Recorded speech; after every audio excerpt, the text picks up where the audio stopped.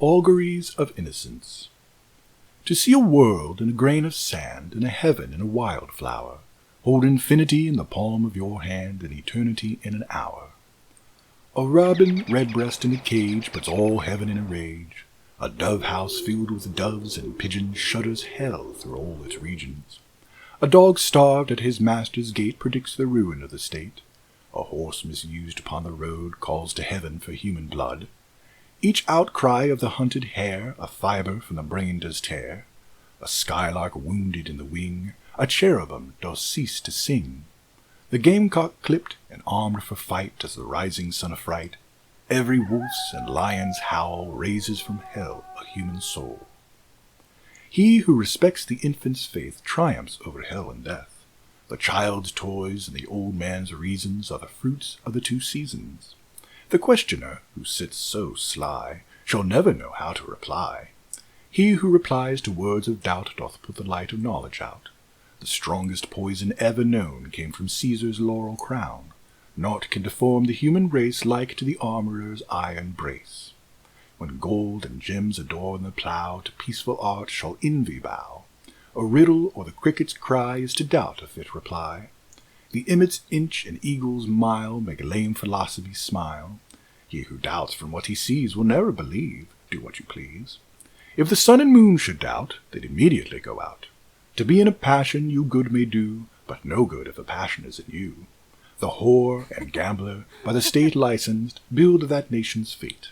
The harlot's cry from street to street shall weave old England's winding sheet.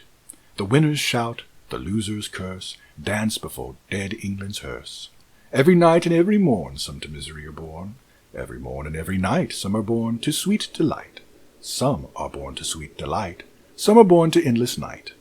We are led to believe a lie when we see not through the eye which was born in a night to perish in a night, when the soul slept in beams of light. God appears, and God is light to those poor souls who dwell at night, but is a human form display to those who dwell in realms of day. I heard an angel. I heard an angel singing when the day was springing. Mercy, pity, peace is the world's release.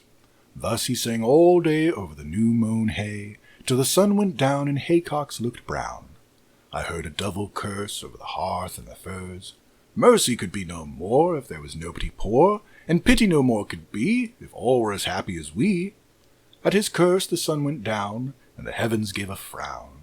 Down poured the heavy rain over the new reaped grain, and misery's increase is mercy, pity, peace. I saw a chapel.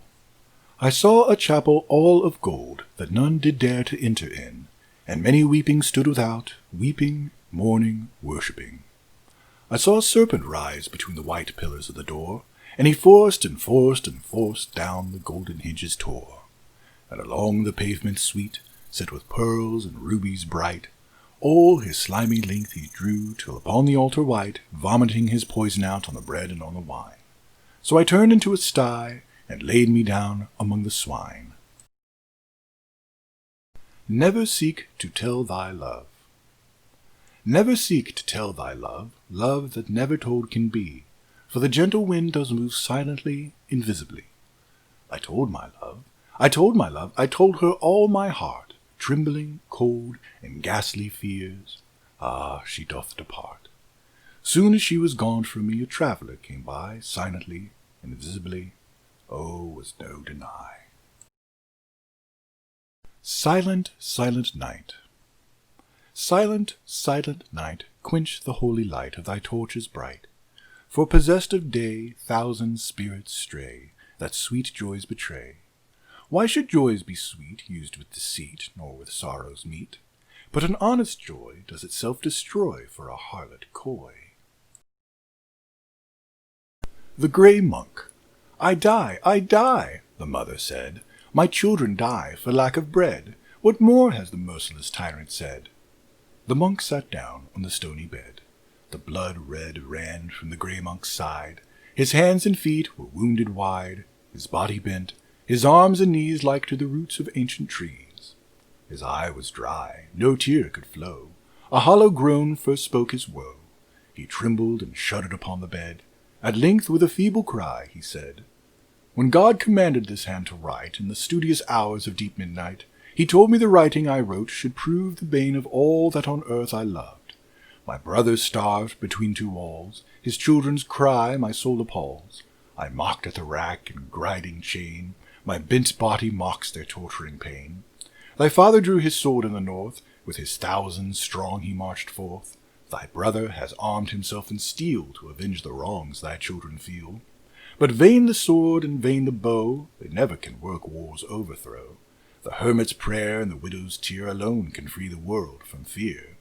For a tear is an intellectual thing, and a sigh is the sword of an angel king, and the bitter groan of the martyr's woe is an arrow from the Almighty's bow. The hand of vengeance found the bed to which the purple tyrant fled. The iron hand crushed the tyrant's head and became a tyrant in his stead.